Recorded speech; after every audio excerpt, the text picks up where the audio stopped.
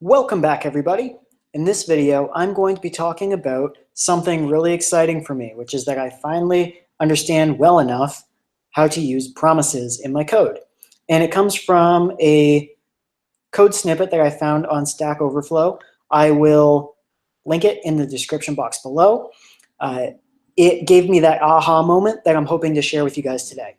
So first thing that's important to understand is that if you don't have a comfortable working knowledge of callbacks, closure, and later in the video, generators and map, then you're going to probably not find this very illustrative.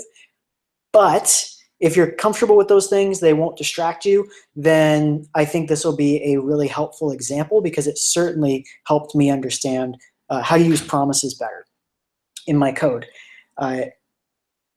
So I'll get started here with the first basic example, and then I'm going to show a use case of why I needed to use promises recently in something that I was developing.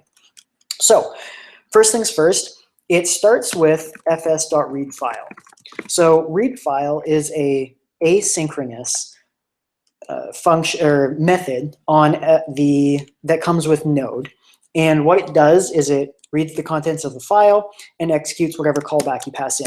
So you give it a file, its default encoding is UTF-8, and you give it a callback. Now, if we were to make this as a module in our code, then we would obviously need to have a name for this function, because if we were to just put it in front of module.exports here, that would actually be executing fs.readFile with a variable called file and a variable called callback. So that's not going to work. So we'll make a function called read from file, and we'll wrap fs.readFile in that. So read from file is a function. We know it's going to take a file and a callback. Actually, let's move that guy up there. And so now we can call read from file somewhere else in our program and pass in a file and a callback. So let's pretend that down here is another part of our program. So we have, first of all, we'll create our callback, and it'll just be print content. So we'll have a function, it'll take a error and a response because we know that's what read file returns. And we'll have if error console.log error, else oops.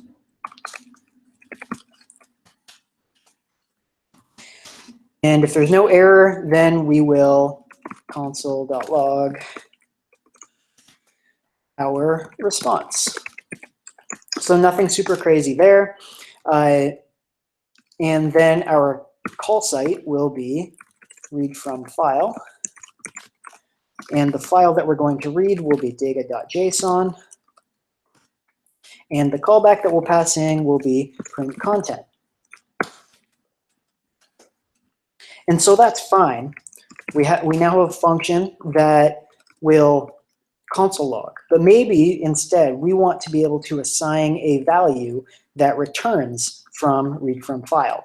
So let's say that instead of just printing it to the console or doing some other logic in print content, we would prefer to be able to say let's content equal, am I already reading? No, I'm not using content anywhere else. All right, so let content equal read from file. Now, at first, it might seem like it would be easy enough to just do return, return response, right? Well, the problem is that read from file is asynchronous because fs.readFile is an asynchronous call. So it'll be, the engine will declare the variable content, and then it will synchronously call read from file and assign a response value to content. Because return from file has no return value that is synchronous, it will instead be returning a value of undefined. So if we go down here and we console.log response or content and run that, and we get undefined. And so that's a problem. Obviously, we wanted to be able to assign content so that we could do something to it later. But if we look up here in our callback function, then we'll see that at some point, we are getting a value for a response. So we're getting, that's the content that's in data.json. And we want that value to, instead of being undefined when we're assigning it to content, we want it to be this value that is being assigned into the content variable. And so the way you can do that is with promises. And it actually becomes fairly straightforward, which is really nice. So thinking about it this way, we need a synchronous response or return value to be passed into content. And so just thinking about that logically, all right, let's immediately return something. What do we want to return? Well, we want to return a promise. Okay, so that's good so far. Promise takes a callback function that accepts two arguments, resolve and reject. And there we go. For once, I did not forget that ending parenthesis. Let's bring this guy up into the body of our promise. That guy in there. And so now we're going to be returning a promise immediately, but we are still going to be passing our callback, which is where we actually get the response from read file into print content. So we need to connect these two somehow. And so the way that I've started doing it is doing something like this. So let's go, we'll just call it promise callback for now, just because that's fairly clear as to what's going on. And we will execute callback with resolve and reject passed in. So this will close over resolve and reject in our callback, which is print content. So let's go down to print content and make room for resolve and reject. So let's go function, resolve, reject.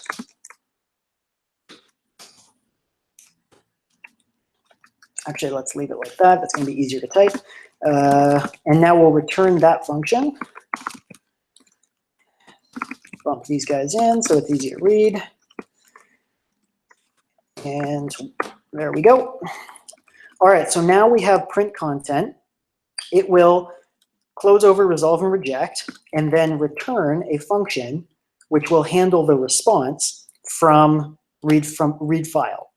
So here we've got our promise callback, which I'm going to have to pass into there. And actually, I'll do that just in case it's confusing as to what I'm talking about here. So this will be where promise callback goes. So now we've taken callback, which is print content. We're passing it up into here. We're executing print content with resolve and reject, which are the callback function, which is the callback function for promise, passed in, and then our callback function now returns error or the function that will handle the response from fs.read file. And so all we have to do now to link those two together is replace our error handling with reject and our response handling with resolve. And so now everything links up. We now are going to get a promise immediately, a pending promise. This will then wait until the promise is resolved. And when it's resolved, resolve will send out the response into content, and then we can handle it the way that you handle promises. So first of all, we'll make sure I didn't miss anything in my code, and we'll do that by running this. And we should, assuming I didn't do any typos, we should see a pending promise and nothing else. Beautiful. So here we have a promise, and all that we're getting from it is pending. Beautiful. That's what we were expecting.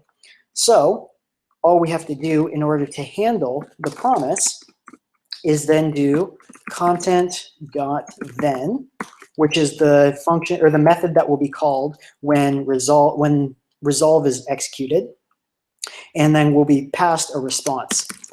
We can call that whatever we want. I could call it response. I could call it data. I'll call it data just so that you don't have to, so you can tell that they don't need to be the same name. And then catch, it will get an error.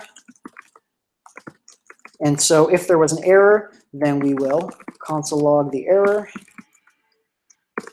And if there was data that was returned, we will console log the data.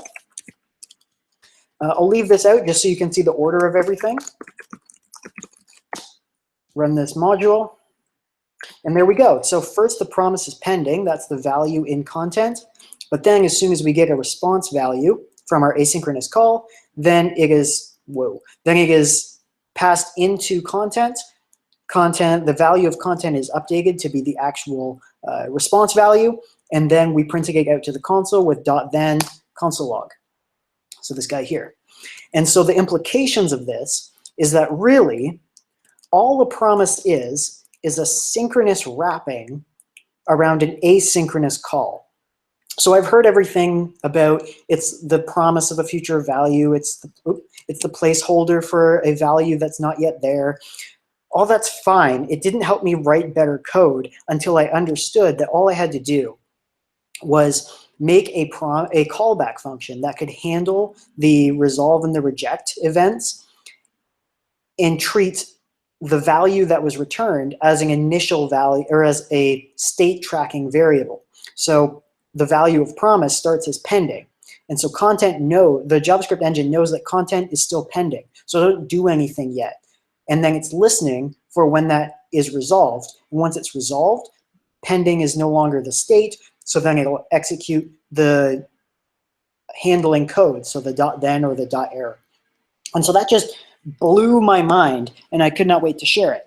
But I'll show you guys now why promises were really important the other day and why I had to finally understand them. So if you're happy with that explanation, awesome. This might be a little tangential for you, but I think it'll be useful. So let's move on. Excuse me. So what we have here is a mock of something I had to do the other day. So I had a generator, and the functions, or the series of operations inside of it were execute a single asynchronous call and get back an array of values that would be used in the next asynchronous call to make multiple asynchronous calls, gather all those into a single group of values, and then write those values to a file. So what that meant was at step 2 here, we had to make multiple asynchronous requests, but then perform a single callback on all of those operations or on all that data once that data had actually all been received. And so the problem with the code as it's written is that everything works fine except for this second step. So let's take a look at it. So we've got the first module is get file paths. So that's this function, or this module here. We are going to, let's just make sure, yeah, I'm in get file paths. And so I'm just exporting a read file content file. It takes a file, and I'm calling it iterate just to be explicit. Passing an iterate, which just passes whatever value is returned into file paths so it can be used in the next line. Again, if you're familiar with generators, awesome. If you're not, check out my From Callbacks to Generators with Promises video, and that will explain a lot of this. And we're creating, again, a closure over the iterate so that we can just pass in callback. Callback will get an error and a response and pass back that array, or that array of values, which if you're paying attention to the response from digga.json, it's the paths variable. So I'm grabbing paths out of it and passing it back into file paths. So let's see here. If I were to just go like this, and we will just do console.log file paths, just to make this very clear as to what's going on. That's my array of files. So now I need to make a request to each one of these, a read file request, to each one to get the content of those files. And so what you might do, if you were thinking of it in a synchronous fashion, is if we check out get file contents, you might think, all right, we've got an array. Let's for each that array, which gives us a file path. And then we'll do the same thing. We'll close over our iterate so that we can pass back the response value into file contents. And we'll just execute fs.read file on that file for each element in the array, and that will give us all the data. The problem, of course, is that the first time that this gets run through, the callback is going to be executed immediately. So you're going to get a single file content passed into all the value that's supposed to hold all the file contents. And then when we write to the file, all that we'll have is the contents from one file.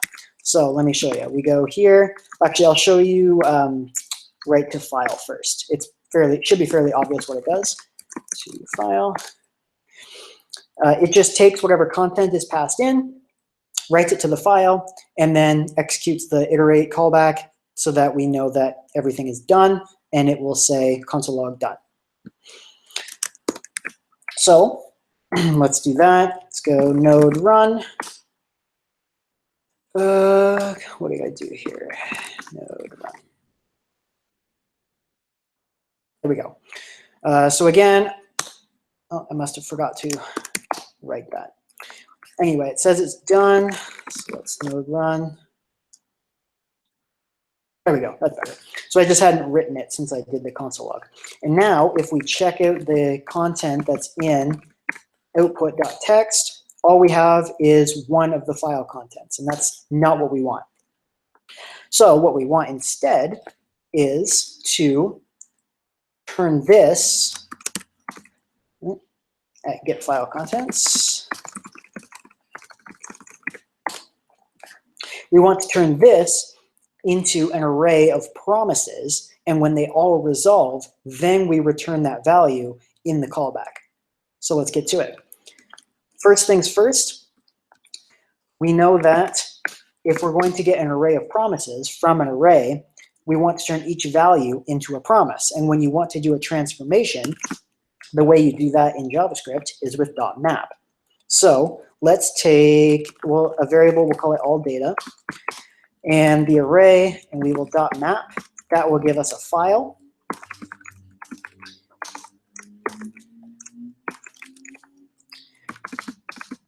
And then what we need to return, as we saw in the last example, is immediately return a promise. So we'll return a new promise. And of course, promise takes a callback function. Resolve and reject are the arguments. Pass that guy in there. And so now we can execute our logic inside of our promise. So we'll do let callback. Actually, let's just do fs.read file first. Read file.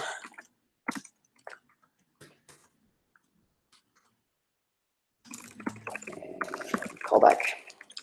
And I'll just delete this. Oops. All right. So we're returning a promise, and we're passing, we have our callback function with resolve and reject, but of course we know from our last example that if we want to tie these two together, then callback has to take resolve and reject so that we can do our error handling all together. So, or response handling. So let's create promise callback equals callback.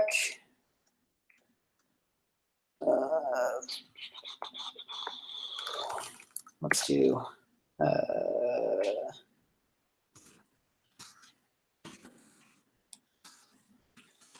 iterate. Is that what I want? I'm a little confused by my namings here. Let's go callback, resolve, reject.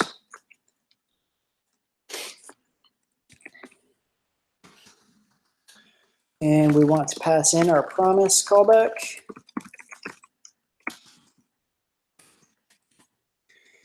And of course now our handle response, oh, that's why I'm confused. I called it handle response. So our promise callback is going to be handle response with resolve and reject passed in.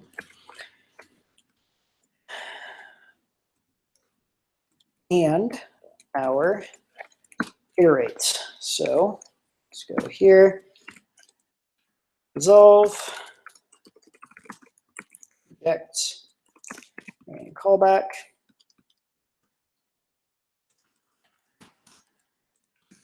Iterate, there we go.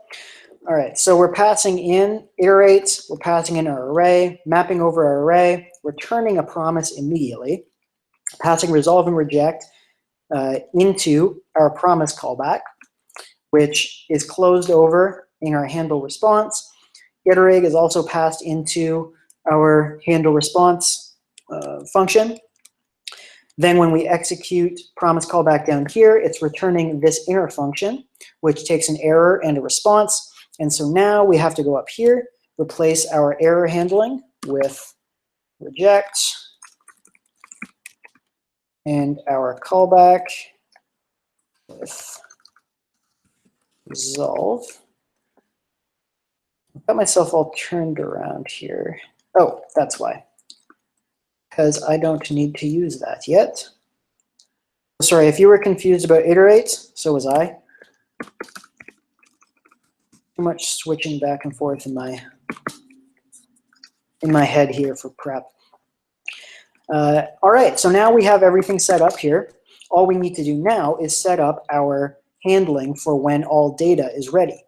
Because right now, if we were to console log, so let's do it very obviously. Let's go console.log all data. Remember, we are synchronously returning an array of promises to all data. So unless, this will be a good chance for me to test all my typos too. So if I do node run, we should see a bunch of promises. No write since last change. Oh, so I forgot to save something. Check this guy as well.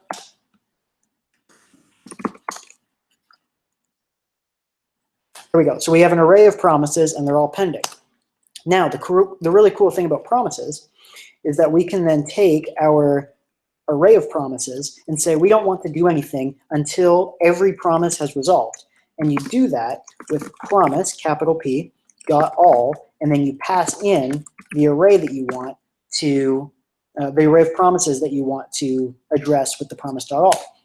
And then we can just do the same thing we did on the other example. So dot then, and this will receive data. We'll handle that with our callback. So this is where our callback comes in. Oh, we called it iterate here. So iterate will then return the data into our yield state or our file contents, which will then be moving to the next line, and we use that to write to file in yield write to file, which will then iterate to yield and then console log done. So go down here, do dot catch for error handling.